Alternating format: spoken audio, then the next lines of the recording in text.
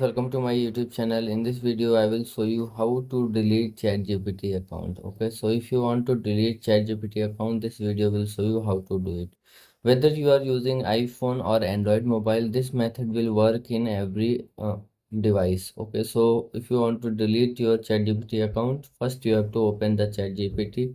Okay, so when you open ChatGPT, you will say like this. You must have uh, chat with ChatGPT, and if you want to export that before deleting, you can export the chats.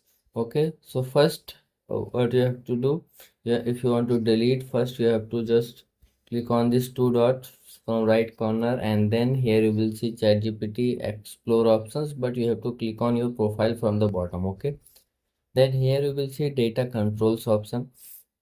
Click on data controls. So if you export the data from ChatGPT, you can click on export the data. Okay, and here you will see delete account. Just click on delete account, and now here you will see deleting account is permanent and cannot be undone. Just click on delete, and like this you can delete the ChatGPT account. So if you like this video, please like my video and also subscribe my channel for more videos like this. Thanks for